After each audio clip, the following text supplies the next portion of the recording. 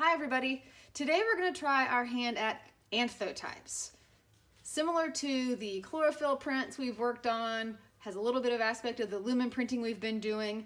We are going to work with organic material and see how it responds to sunlight.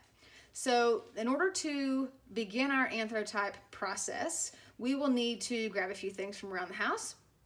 We'll need a heavy paper. I've got these small printmaking tablets that I'm going to use. It's got a good weight to it, and a brush, whether it's has bristles or not, just something to be able to apply our pulp, our little pulp soup that we're going to come up with. But we also need our organic material from which to make this kind of an emulsion, soupy liquid. I'm going to try some rose petals and see what I can do with that. I'm going to try these holly berries, and I'm going to try some frozen fruit that I found in the back of the freezer and see what we can get out of that. I also am going to use this alcohol, remember it's not wrinkle releaser, as a diluter. You can also use water, cheap vodka, and I'm going to use a mortar and pestle. If you don't have one of these, you can use a blender, a food processor, or you can use even just a baggie and put the material in and mush it up. Some of these will work better in the mortar and pestle, and some of them might work better in a blender. So we'll see what kind of luck we have today. And then to strain the organic material to make our liquid that we're going to use to coat the paper with, I'm going to use a coffee filter. Cheesecloth would be really good, or even just a thin cotton can work, but something to strain it out so that we can just get the juice. So that's what we're gonna be working with today, and I'm gonna go get set up and see what we can come up with. Okay, so we're gonna start with these frozen berries. So you can see I've already got some juice because they've been thawing, and I'm gonna go ahead and just mix. Maybe I'll eat the strawberry. Hold on.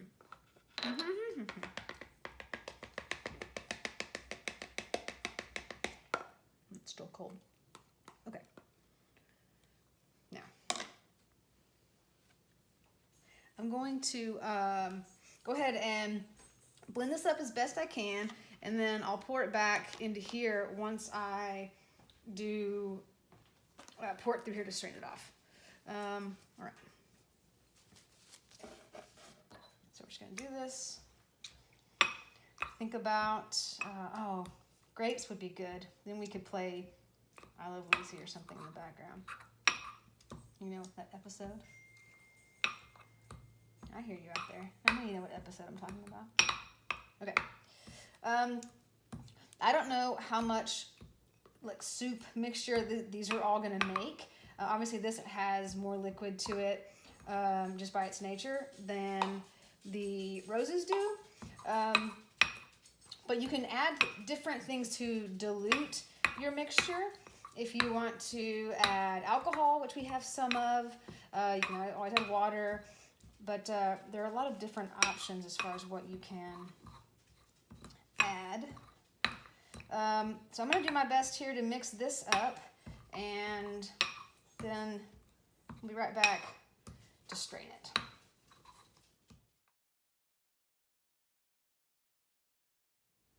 Okay, so we've mushed up our berries about as much as I can get them.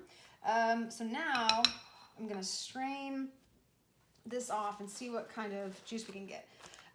Because I use the mortar and pestle, I won't get as much benefit from the pulp of the berries because it's going to be strained off. But if I were to use a blender, then I would. There's probably multiple ways to do this. Who are we kidding? I'm just going to pour it straight in and then I'll pick it up. So there's different ways, obviously, that you could do this. I'll have to see what kind of liquid we're going to end up getting. I may have to mush it up some more.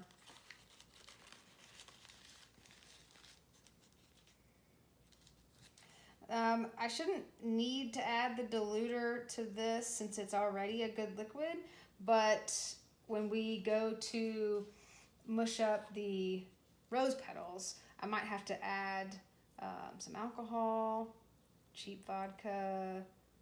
Oh no. Okay, so I'm gonna try and see how much of this I can squeeze through this filter, maybe mush it up some more, and then we'll coat the paper. This is kind of what we came up with. I'm gonna use this to coat my paper. I just have this little foam brush, probably any brush will do. You can also, if you have a lot of liquid, you can dip your paper into it for a more even coating, more even coverage, but I'm gonna go ahead and brush it on because I like that idea of it being more hand done, less perfect.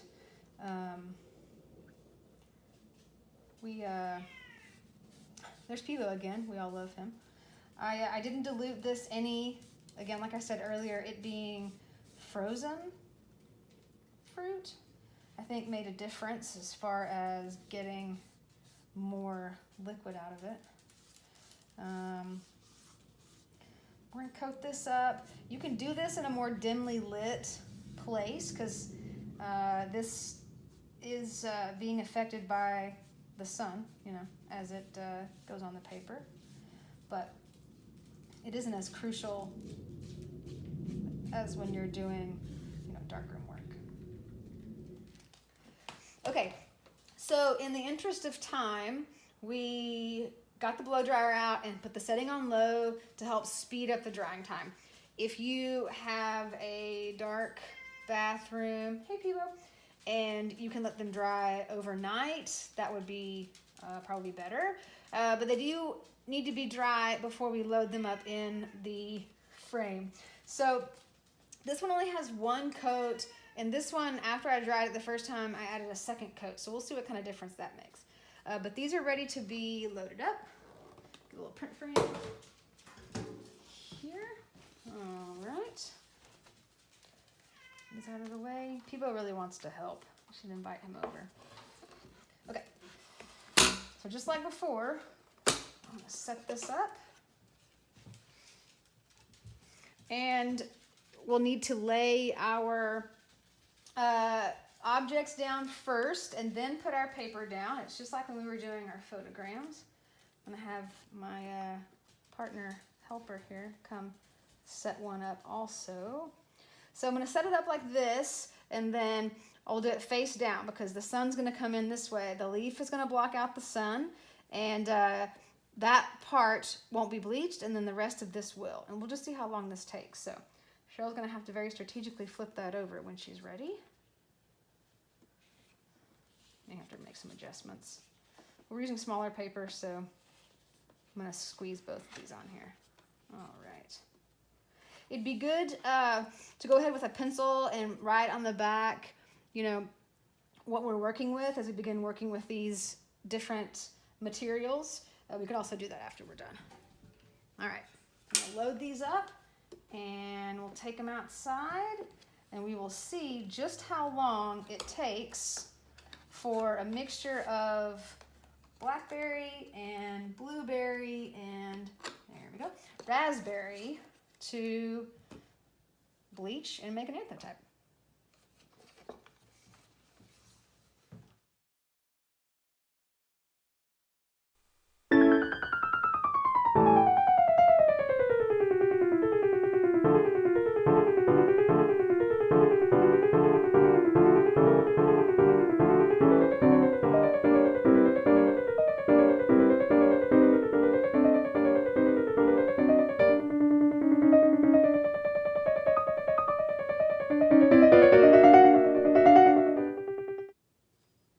Okay, so we brought these in. They seem to have significantly faded around the outside. Remember, this one had 2 coats and Cheryl's only had 1, so we'll see what happens.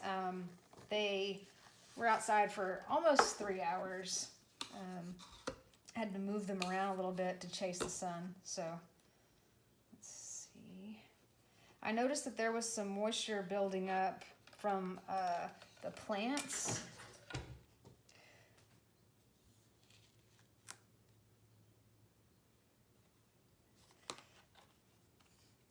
Okay, so it's there. We may have to consider leaving it on there much longer, which we can do tomorrow. Let's see.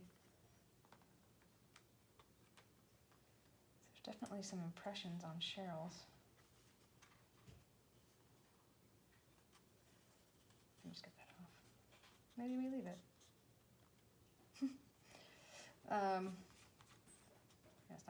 Well, it can't, but I want to ruin it. So you can see a little bit of difference there between the dark and the light. I also think that the moisture in the leaves itself maybe made a difference. So we're going to scan these in and we'll see how they look. And then we'll see how tomorrow's turn out.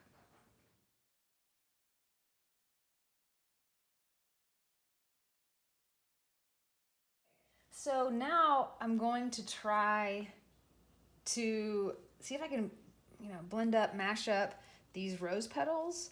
I'm going to use the mortar and pestle for this too because I don't have a blender that I can use. But I'm going to go ahead and add a little bit of the alcohol, and I may add some water too. But we're just going to see how long it takes. I have no idea how long this is going to take to start to mush up and see if we're going to get anything out of it. So I'm going to do this for a while and maybe add a little more alcohol and probably add some water, and then we'll see if we can get a nice paste from this.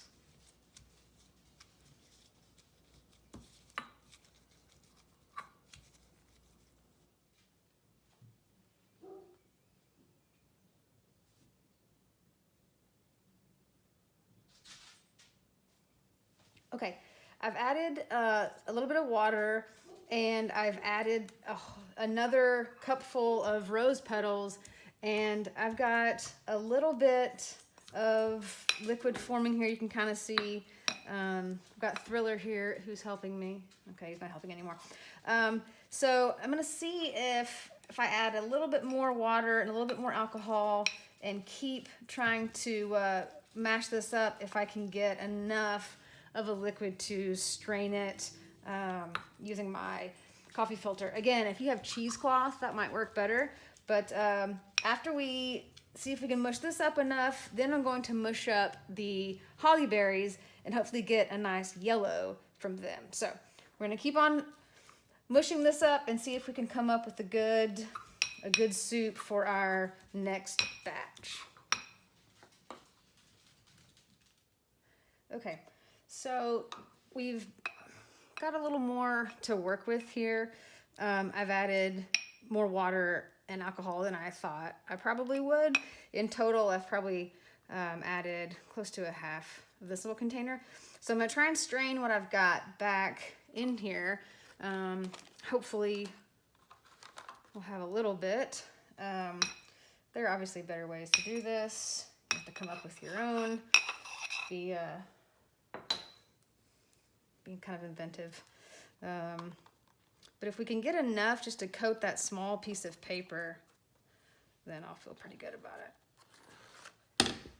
Okay. Earlier I had some luck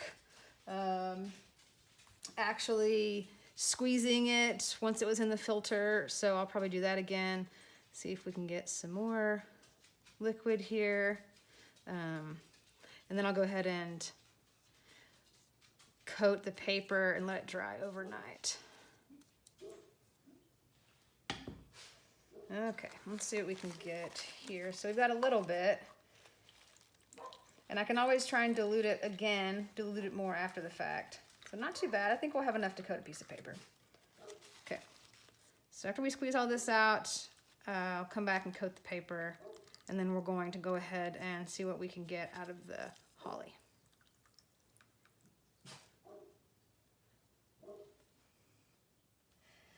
Okay, so let's go ahead and see what we can get with these holly berries. They are not red inside, so I'll be interested to see actually what happens. So we may have to add water or alcohol to this as well. We'll just have to see what happens as we start to mush these up. especially since we just don't really know what kind of liquid they'll produce and then what they'll do when they get back into the sun.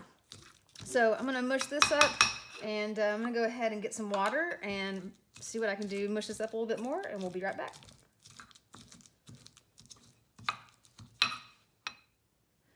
Okay, so I've added maybe a tablespoon of water and a few spritzes of alcohol, and it's actually, mushed up pretty good.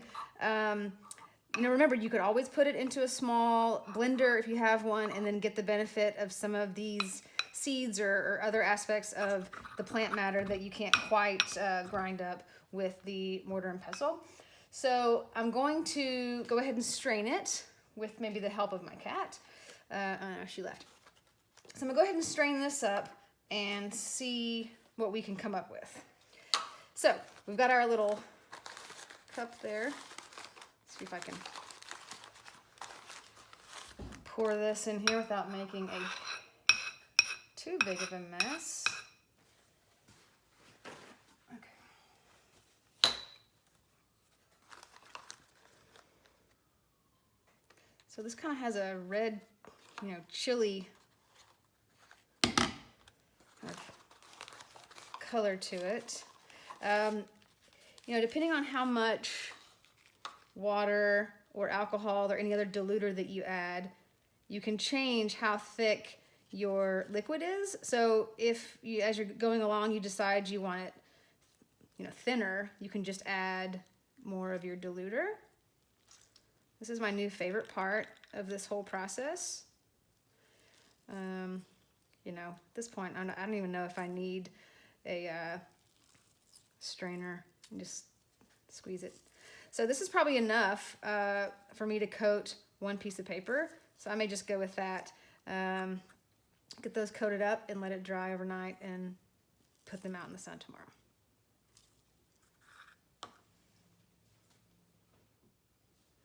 Okay, so I'm gonna do the rose petals first. This one seems pretty thin.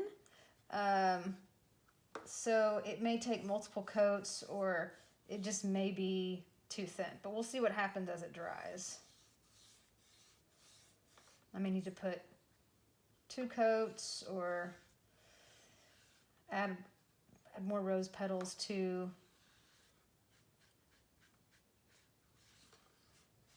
the liquid. Which may take a little bit longer to get the numbers right on this one. We'll try it and see what happens.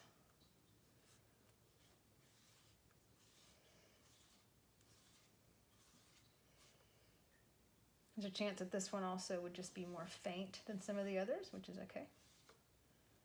I'm also interested to see what happens when some of the pulp is left behind on the paper.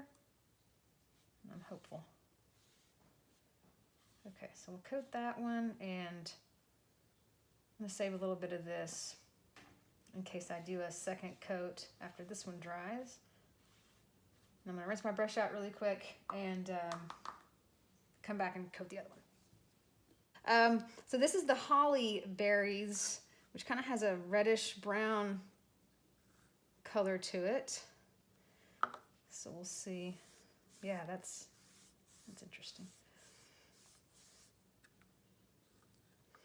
And like I said earlier, this is a process. It'll take some trial and error, since we don't know exactly how long each of these will need to be in the sun.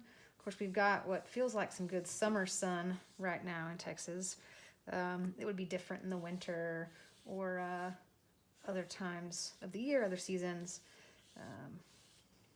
We'll let these dry, and then we'll get back at it tomorrow.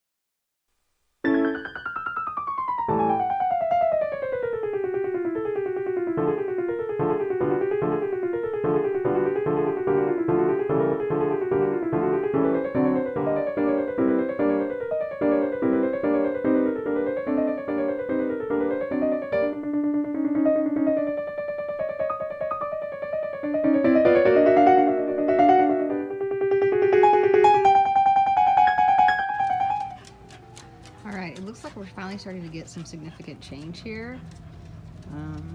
It's been another 7 hours today, but you can see it's starting to lighten up on the bottom. There's a car driving by.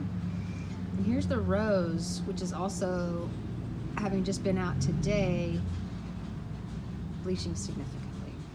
So we may be able to look at these tonight, if not tomorrow. I'm gonna try and be patient though.